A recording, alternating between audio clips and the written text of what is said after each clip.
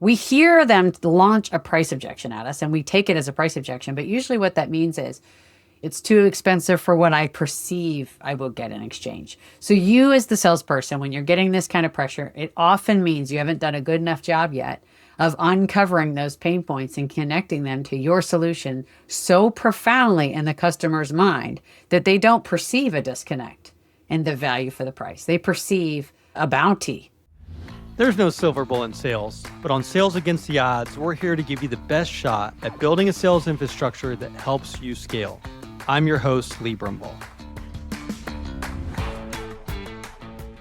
Welcome everyone to another episode of Sales Against the Odds. My name is Lee Brumball, CEO of Sales Xceleration.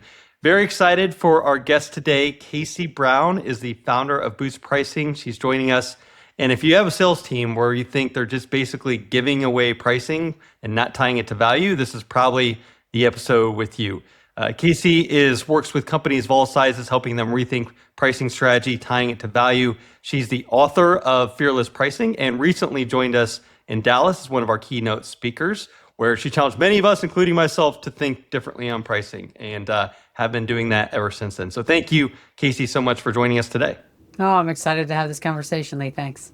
Yeah. Well, I was looking at your website, and I think you might refer to yourself as pricing. It was either nerd or geek. I'm going with guru today. But what shaped how you think about? I mean, this is your full time. You were focused on pricing, helping companies. How did you get to this part where pricing was your gig, and how did you come to this valley and juncture of where you're at in your journey? Sure. Well, as you can imagine, it wasn't a career path I necessarily foresaw as a kid. It's not like there's a pricing consultant that came in on career day. It's like doctor, lawyer, teacher, painter, nurse, whatever, right? So I didn't even know that this field existed. I didn't know really anything about it. And so I kind of stumbled into it a little bit by accident. I'm an engineer by training. I started my career at GE in the Jack Welch heyday when Six Sigma was new on the scene, and I became an early black belt, Six Sigma black belt at GE, and it was a rotational program, and I did a rotation in pricing and absolutely fell in love with it because it's, the engineer in me loves the math and the numbers and the precision, but I don't know, I suppose the humanist in me or the I'm curious about psychology and brain science and how, why and how we behave the way we do as human beings. And there's so much of that in pricing too. It's sort of an intersection of art and science, of people and process, of data and psychology.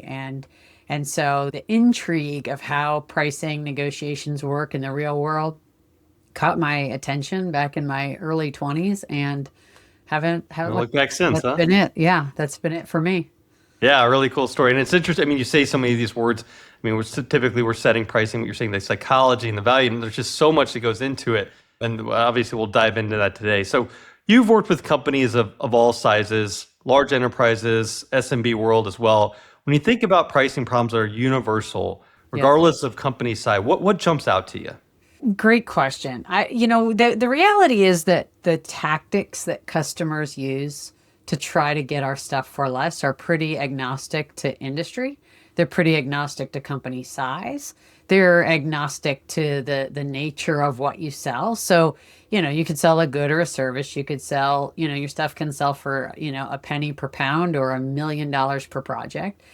Customers do and say the same kinds of things. They'll say, it's too expensive, it's outside our budget, so-and-so down the street can do it for cheaper. Is that your best number? Can you sharpen your pencil? On and on and on, right? So because the person across the table or across the Zoom call or across the email or the website is using fairly similar tactics across every buying environment, that means that a lot of the most effective countermeasures that salespeople can use and deploy are also pretty agnostic to industry size, product or service, et cetera. So when you think about countermeasures by like sales team, is there typically an area where you think we're just missing? You see all the time that they're just missing the boat. Like this is our go-to and it's just wrong. Anything that jump out from that perspective? Oh gosh, yeah. I mean, the list of what's wrong. We could take all of our time on that. That's cool in itself, huh? Yeah, let me maybe come up to 50,000 feet a little bit rather than getting into the 10,000 ways that people kind of go sideways, and really bucketize it into two different areas. One is sort of skill set and one is mindset. So skill set, sometimes we're just not equipped with the the fluency of skill around communicating, presenting, defending value, handling price objections, asking deep enough, smart enough questions to really pierce the sort of the veil of this sort of friendliness of buyer seller and get to like the heart of what their real pain points are. So skill set, benefits from showing up. But really, that's the least of the problem.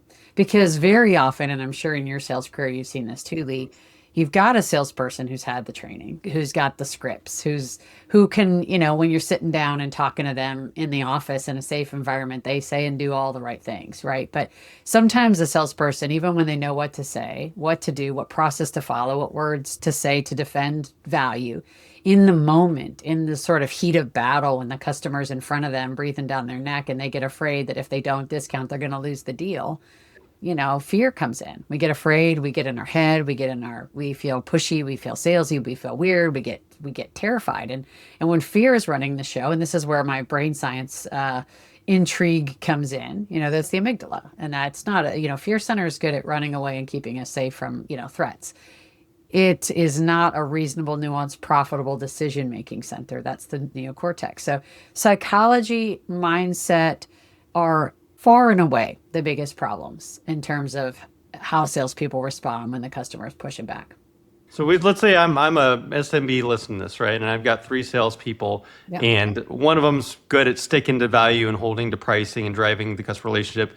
One's okay, and one's bad at it. We talk about skill set, mindset. We do training around that and those types of things. Yep. How do you train that? How do you get over that fear? Like, what have you seen? Is that innately in people that you can not train around it, or is there? How do you fix that? Well, I mean, call us. That's literally what we do. In 10 weeks, we reprogram people's beliefs around pricing and selling. But no, it's very fixable. I think there's different kinds of things there, right? Like, so this, I'll kind of use skill set, mindset categories again. Their skill set is easiest to fix, say this differently, ask these questions in this way. The skill set stuff is generally pretty easy to fix. But like I said, that's generally not what's really causing someone to be poor at this or average at this. It's usually the mindset. And mindset's certainly harder to fix. But one of the keys to addressing mindset gaps is really shining a light on blind spots people have. They don't know what they don't know about what's holding them back. They authentically believe if they don't discount, they're going to lose the deal. It looks like a fact to them. And so once you are able to shine a light on some things they may not have considered about how their beliefs are infecting and affecting this sales process, and then you give them a chance to practice, some different stuff. So there's a little bit of fake it till you make it. Like, okay, you believe X, but Y is true. Do these things as if Y is true. You might lose some sales, but you probably won't. Try it out. And then they don't. And then customers say yes. And then they win more deals.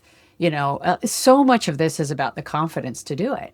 And where a lot of salespeople think the line is, the cliff. If I charge any more than this, I'm falling off the cliff and all my customers are going to leave. Is just pushing their confidence to try to expand that cliff a little bit. And when it works, we build on those successes. But it starts with giving them a safe place to examine their beliefs and be willing to sort of interrogate those beliefs and maybe even be willing to be wrong about what they're certain about. And most training doesn't do, in my experience, a good enough job of that. It's very like skills oriented. And that's not what's really sabotaging success. It's the hidden underlying obstacles of our mindset and our fears. Yeah, and I've even seen it at the leadership level, right? We do training around the sales rep, but then it comes this big deal, and it's like, well, no, I know we said this, but For sure. we still gotta win this, So it's This is always where my sympathy is with the sales team because, we sometimes a CEO or a sales leader will kind of talk out both sides of their mouth, right? They'll insist that they want the team to hold the line on value, but the second a really big, juicy, opportunity comes along at a criminally low margin, sometimes the leaders are the biggest problem. Sometimes the CEO, I call when a CEO is the biggest offender, I call them the CDO, the Chief Discount Officer. And especially in the SMB world, a lot of times the CEO is the founder of a company who built it from nothing and has a lot of old scars from growing the company from nothing and remembers how every deal was sacred and, they were writing checks from their own personal bank account to cover payroll in the early days. Like there's kind of almost like a founder PTSD sometimes that can cause a leader to really struggle to let bad deals go, even sometimes when their team is better at it. Yeah, that makes a lot of sense. I mean, again, you fought tooth and nail for every deal to have a viable business, and then you still have that belief that if I don't win this one, it all goes away, right? So when you think about large companies to the SMB world, Yeah. obviously you would hope that there's more sophistication with a $1 billion enterprise. But what do you see kind of difference wise between pricing strategy and what is something tactically that an SMB company could do that wouldn't be that hard to implement that large companies often do well? Yeah. Well, I would love to agree that large companies do this better. I've seen a lot of evidence to the contrary. One of the things that creeps in with size always is bureaucracy. And I think there's a lesson for the SMB in this because I think this is where an SMB can really win. You get a giant company and they've got this huge, sales force. They inevitably create policies and structures and rules and exception policy around minimum margin standards or deal sizes. And, because otherwise there's this sense that it's just the wild, wild west if we don't put some guardrails around our people. But that can pretty quickly deteriorate into sort of ivory tower thinking, where HQ thinks they know best about what's going on in the field, and they can really hamstring their sales team into kind of almost like having to play games to win business. So back when I first started in pricing, I was in corporate America, Fortune 10 and Fortune 50 and Fortune 100 companies. And I was in the pricing department, which all big companies have pricing departments. And the sales team called us the SPD, the sales prevention department, because there was always this tension between, us and them. But again, so like it can be plenty bureaucratic, but I think the seed of what's good in that I think an SMB can take is, let's not go all the way to bureaucracy for sure, but how do we create some rigor? How do we define clearly for our team, like some swim lanes, basically? Like, what does a good deal look like? What does good pricing look like? What does a good opportunity look like? What does a good customer look like? What are we trying to accomplish? What's ideal? What's acceptable? And then outside of there is like, don't go there. We don't do that kind of business. We don't do it at that price. We don't. So the idea of good structure is it establishes very clear swim lanes for your sales team. And you say, don't go to the left, don't go to the right, but inside here, swim fast. Swim fast, win deals. Do everything you can to win deals inside this lane. And so I think what SMBs can learn from larger companies without getting bogged down by the bureaucracy that inevitably clogs up those big organizations is have a plan, have a structure, have very crystal clear understanding of what kind of business you're after and what kind of business you're not after. And then make sure your team knows about that with utter clarity. Because if they don't, good people will close bad business. And that won't be on their head. That'll be on yours. It's interesting you're describing this.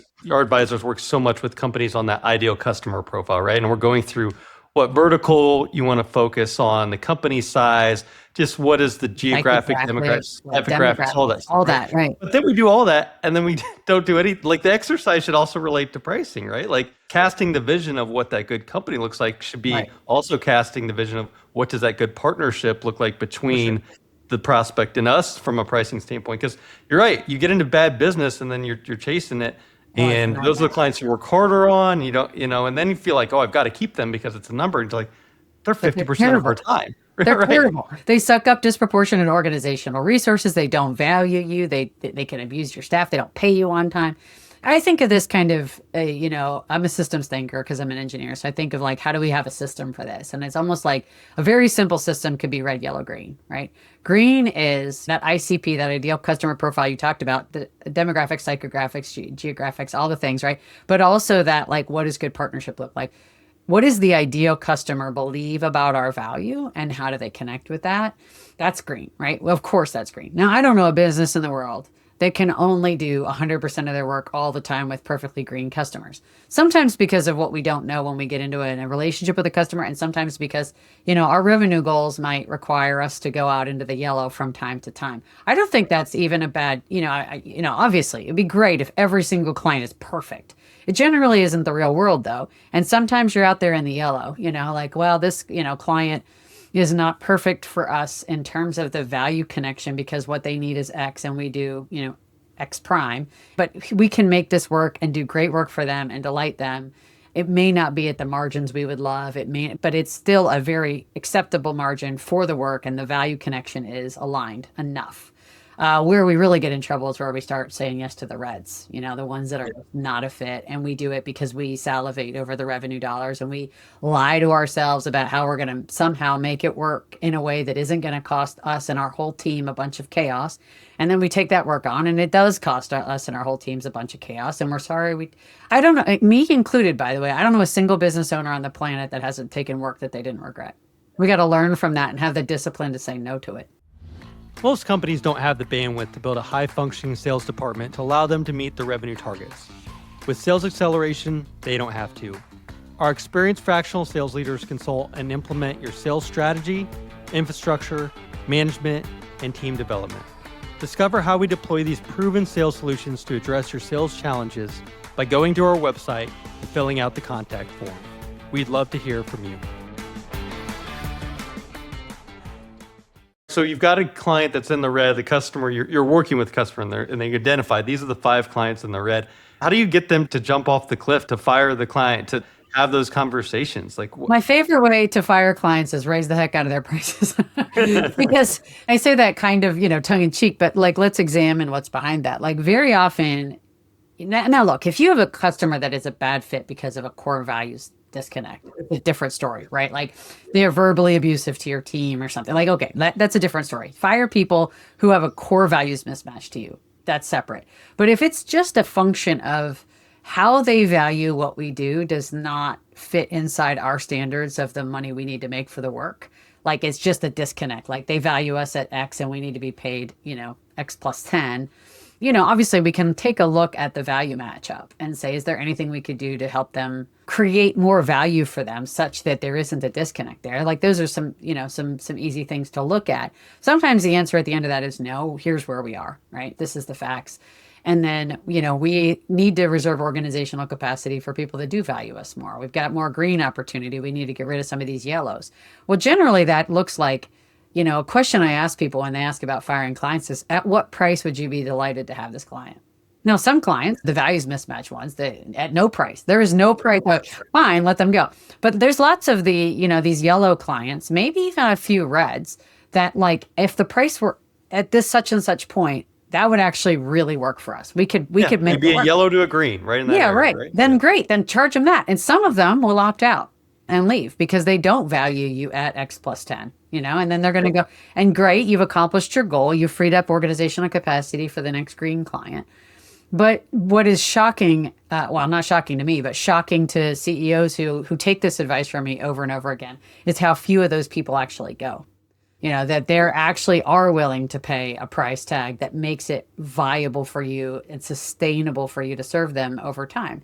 They've been enjoying suppressed pricing for however long they've been your client.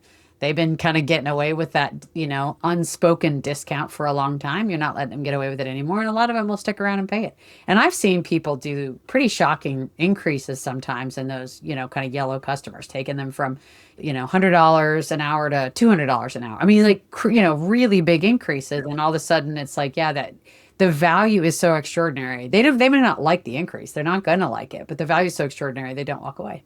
Yeah. And I've also seen some of the same clients that walk away, then they realize your value and they come back to you, right? So that's 100%. I always say they go looking for cheaper and they found cheap.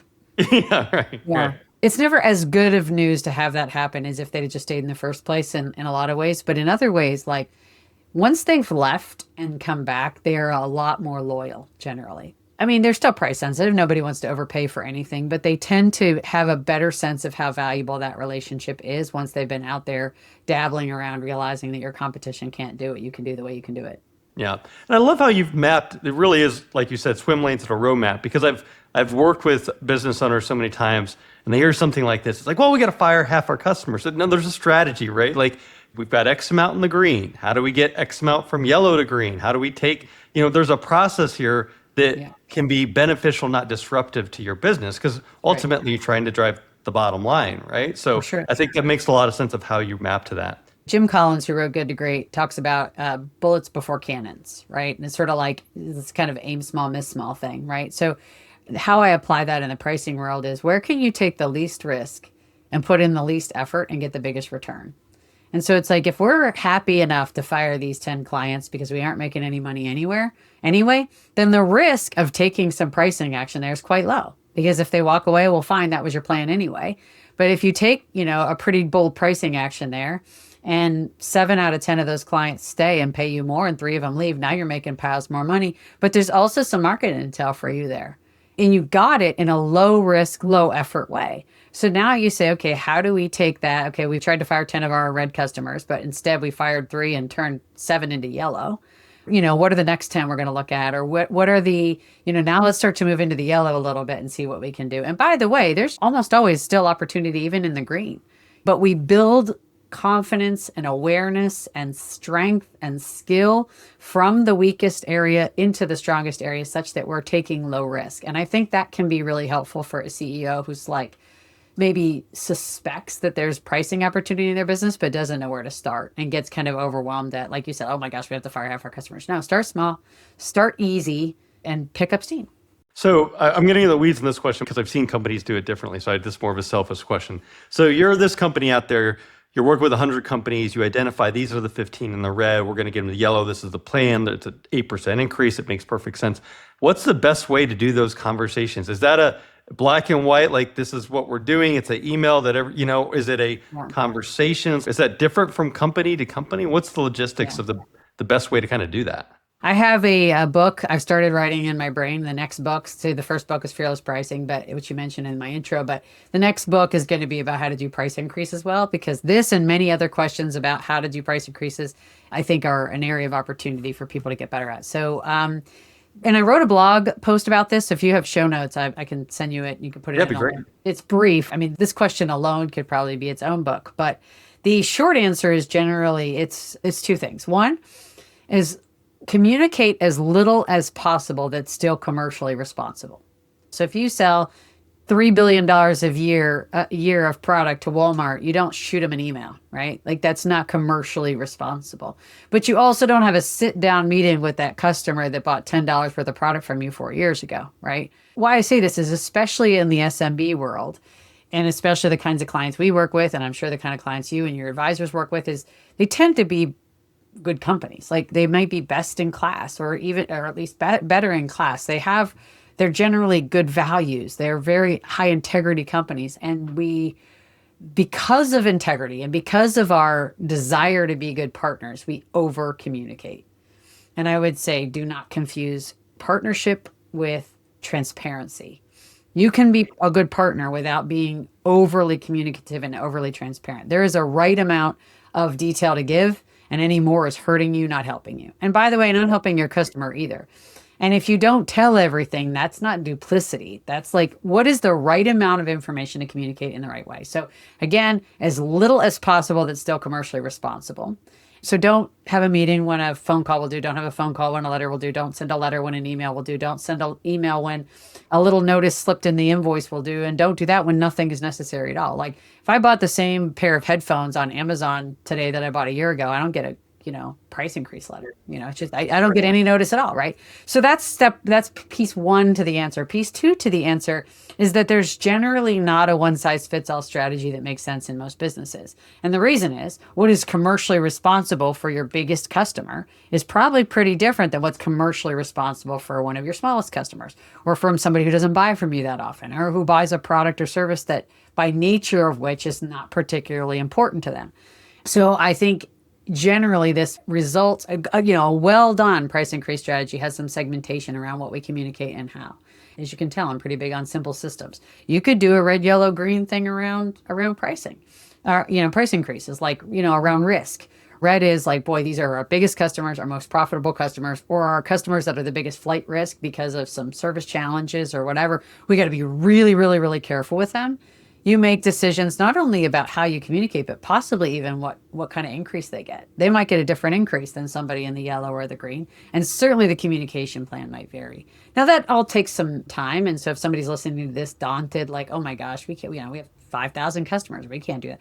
Start small. Just like I said before, you don't have to have the ultimate intricate system to start to make some moves in this direction. Even then, just slice your customer base in half and say, these guys get a letter and these guys get an email.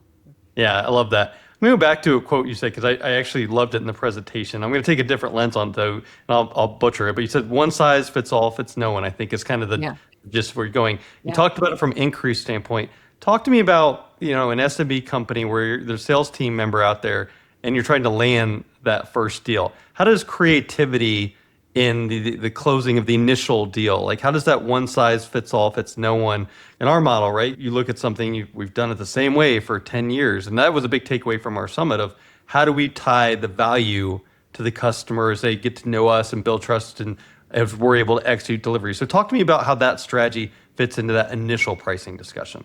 One pitfall I see for brand new opportunities, we're trying to win new business, maybe win it from an incumbent. There is a tendency to try to use price as a lure, as bait, right? Like we're going to give them a deal. And it comes from the underlying reality that new prospects tend to be more price sensitive than existing customers because they haven't experienced your value yet. Existing customers who know what now they don't want to overpay. They'll always tell you they want it cheaper. But the reality is that once they've experienced your value, they are less price sensitive than they were when they were just shopping you. That is true. But what people do with that truth is say, well, then the answer that I have to employ is a discount to a new prospect because that's what I'm going to get them to do to try me out. But there are a lot of ways to induce trial that don't involve a discount. And the problem with using, this sort of land and expand, foot in the door pricing approach is you've established an entitlement in the mind of the customer that this is what this is worth. If you take a $10,000 service and you do it for $7,500, it takes a long time and is really, really hard to get that price tag back up to 10,000, over time. And a lot of times it can actually end up leaving the customer feeling worse because now once they got, working with you and they love what you're doing, now all of a sudden you're jacking the price on them. Wouldn't it have been better for everyone had you done a better job of helping them understand why $10,000 is a deal of a lifetime for all this value they're going to get right out of the gate? And so this is not me saying it's never the right thing to do to use pricing concessions at the opening of a relationship, but almost never. It creates a lot more problems than it solves. And I think, and I don't mean to be overly harsh here, it's a little bit of a lazy way of selling. If you're winning business on price, you're not selling, you're taking orders. If you want to win on value, then don't use price as the tool. Well, and I think the one thing too that stood out to me is there's so many different areas of value, like getting back to what is the root cause issue? Do they really have? Do they not trust you enough? Are they worried about you're trying to do a year-long deal and they're not going to see that ROI? So 100%. There's different ways to peel back the onion, and I think that the natural inclination is just, well, it's just the price. We got to take it down 10%, and you're missing the fundamental root cause. For sure. Yeah, because what they say is this is too expensive or that's outside my budget. It's 10,000. I don't have 10,000 in the budget. Can you do it for 7,500? We hear them launch a price objection at us and we take it as a price objection. But usually what that means is it's too expensive for the value that I perceive that I'm going to get from you. It's too expensive for what I'll get in exchange. It's too expensive for what I perceive I will get in exchange. So you as the salesperson, when you're getting this kind of pressure, it often means you haven't done a good enough job yet of uncovering those pain points and connecting them to your solution so profoundly in the customer's mind that they don't perceive a disconnect in the value for the price. They perceive a bounty in the value for the price. So much of that is true, like with sales acceleration. I mean, we've worked with over 8,000 companies in the SMB space, and we know because we do data surveys at the beginning that we see a 32% increase in revenue in year one. Well, if you're a $10 million company, and you can say 32%, and then you're worried about this price point. Like, what does an extra $3 million do to the company? Like, this should be the quickest check you want to write. So, but if we don't have that connection, like if they don't see, the aspirations and afflictions, right? Here's the good things that will happen when you bring on a sales acceleration advisor. And the negative is if what doesn't happen if you don't do it. If you don't have that connection, then you're again back to this monthly number that seems high, and you're like, we missed remember the whole conversation about the $3 million more you're going to make it. So you're bringing up something really important about the role of context in pricing. It's like, okay, if you're going to charge $10,000 a month for a service, it's like 120 grand. If we have that conversation, even if we've had a conversation about value and now we move into, okay, what's it going to cost me? And I say it's going to cost $10,000 a month, but right, like you're asking a CEO, do you want to write a $120,000 check this year? The answer is no, I don't. I could spend zero or I could spend 120K. Well, I'd rather spend zero, right? But that is entirely the wrong math. You're not asking them to write a $120,000 check. You're asking them to make $320,000 of extra profit or $3.2 million of extra profit or $32 million of extra profit. And it's only going to cost them this. So what they're saying is, I don't believe you can get me 32% increase. I don't believe you can help me in the ways you say. And so jumping into price negotiations at that point entirely misses the boat, because what's wrong is your customer, your prospect, doesn't trust that you can help them. They don't believe the outcomes you're promising. And so when you start now saying, well, I can do it for $9,000 a month, or I can do it for $8,000, you've done absolutely nothing to address the real issue, which is they don't really trust the outcome, and you're killing your profit in the process. And by the way, it can also really hurt trust, because now it's like it gets real transactional and horse tradey and feels kind of icky, because the customer's like, well, geez, I wish I'd have told him I had a $5,000 budget. I wonder what I could have gotten away with.